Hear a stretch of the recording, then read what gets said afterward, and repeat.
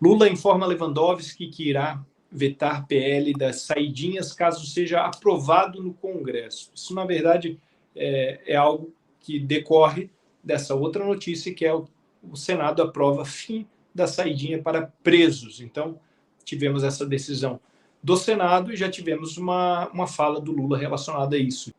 Eduardo Vieira. Muito bem. O que acontece, gente? A discussão, né, sobre o aspecto filosófico é a inversão daquilo que a gente estava falando antes, né?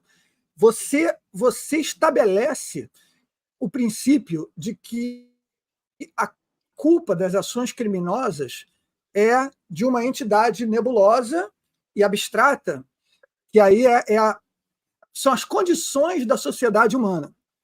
Existe um autor muito bom, chamado Theodore Dalrymple, que ele escreve muito sobre isso. Esse cara é um psiquiatra e ele trabalhou durante décadas no sistema prisional britânico, né? E também em campos de refugiados na África. Tá?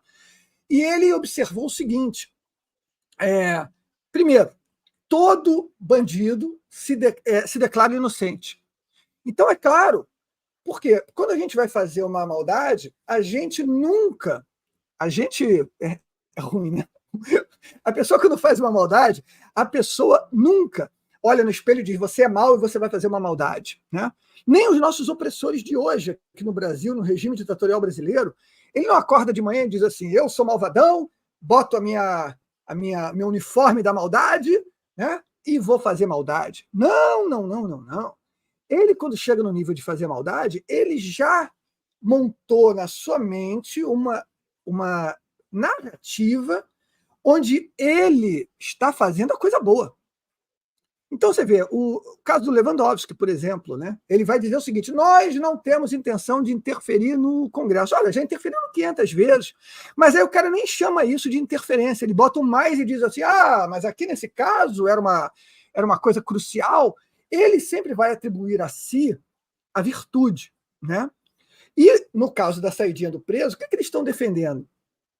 Eles estão defendendo a suposta, né, e falsa imposição de uma justiça superior, porque o criminoso ele foi levado a cometer o crime por conta de uma série de circunstâncias em relação às quais o criminoso não tinha nenhum controle.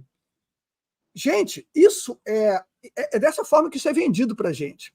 E se a gente não tomar cuidado, a gente compra, porque é uma construção cheia de degraus, né? E você vai descendo um degrau de cada vez, e, cara, a gente chega, no final das contas, defendendo o indefensável, né? E considerando lógico algo que não tem lógica nenhuma. É muito complicado a gente debater esse tipo de questão quando a gente não tem o preparo necessário. Mas olha só, o que acontece, né? Quem formou essas noções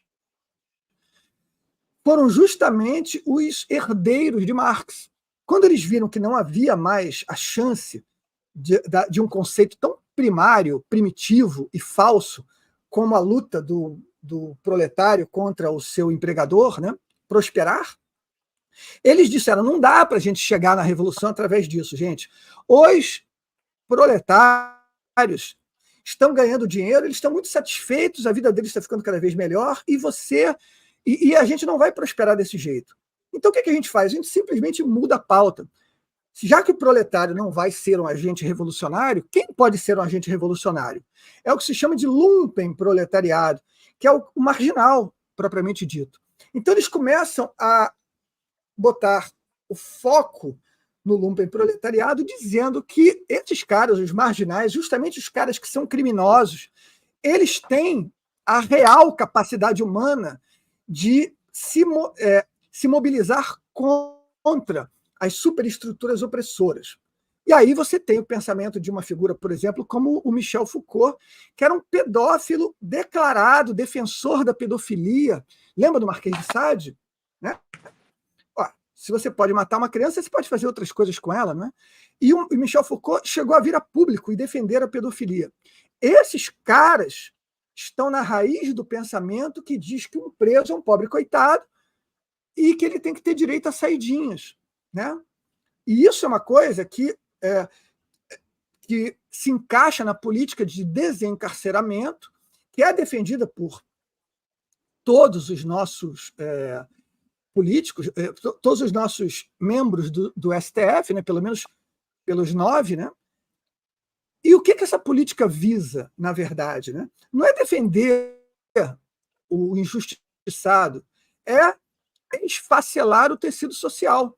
Porque se você não tem mais, se o criminoso pode sair, e o criminoso é um coitadinho, ele, consequentemente, a gente perde a noção de justiça, tá certo? O cara vai, assalta alguém, mata alguém, e ele volta para o seio da sociedade. Ora, para que serve prisão? Prisão não é para você dar um chocalho para o criminoso, né? A chupeta. Né? Prisão é para proteger a sociedade de uma figura violenta que não respeita as leis. Né? Então, quando você remove a punição e a proteção da sociedade, você remove também o próprio tecido. Né? Porque, cadê? Como é que a gente se sente seguro andar na rua? Como é que a gente se sente seguro em mandar nossas crianças para a escola? Então, é uma ação muito mais profunda do que o que está escrito nos rótulos dela, entendeu? Isso remonta a um trabalho de destruição da sociedade. É um horror. Obrigado, professor Eduardo. Karina Michelin. Essa fala do Lewandowski não passa de um teatro, gente. O Lewandowski ele tem uma longa história de fidelidade ao regime Lula, isso é claro. Ele ajudou o Lula a ser liberado da prisão. Ele ajudou Dilma Rousseff a não, depois do impeachment, a ser reeleita, a não se tornar inelegível. Ou seja, o Lewandowski, ele foi colocado ali, nesse lugar, ocupando o lugar que foi de Flávio Dino, e hoje é dele, para seguir um script muito claro, um script que tem que ser seguido pelo regime, daqueles que decretam e depositam fidelidade a esse regime. Tudo isso, essas declarações, não passam de declarações cínicas diante do meio jornalístico, assim, para fingir democracia, quando na democracia não existe em nenhum momento. Agora, intervenções aconteceram como? O Lewandowski ele fez várias intervenções, desde a prisão de Lula até a inelegibilidade de Dilma Rousseff. E tantas outras intervenções dentro do Supremo Tribunal e tantas coisas aconteceram.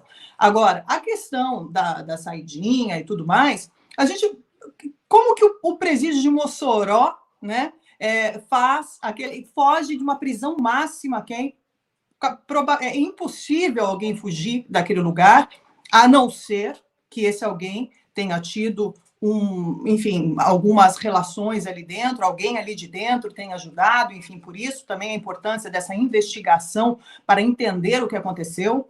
Mas esse tipo de investigação não é prioridade dentro do governo Lula, até porque a criminalidade se tornou banal, se tornou algo completamente banalizado dentro da sociedade, porque essas pessoas servem para eles, servem para criar o caos fora de todo esse eixo. Por quê?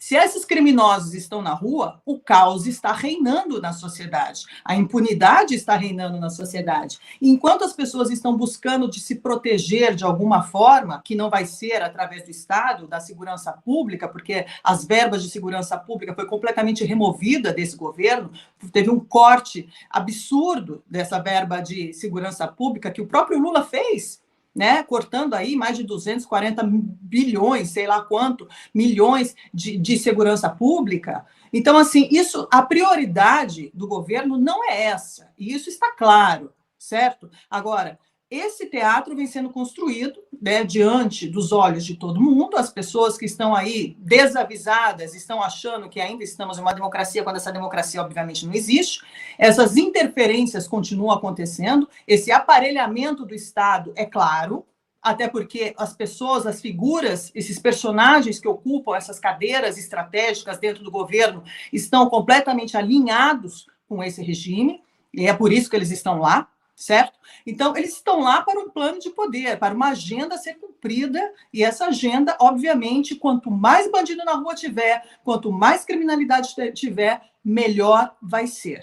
Então, esse é o script né, do momento. E isso é também uma regra, dizemos assim, vamos colocar como regra, para todos os partidos de esquerda no mundo, porque eles precisam do caos. A gente vê essa onda de imigração acontecendo, que também se encontram ali cápsulas criminosas, terroristas, que se infiltram dentro desses movimentos migratórios para entrar nos países, para desestabilizar a sociedade. Ou seja, eles precisam dessa desestabilização social para que eles consigam se manter no poder. Se essa desestabilização não existe, se a criminalidade não existe, se o narcotráfico não existe, significa que eles morreram.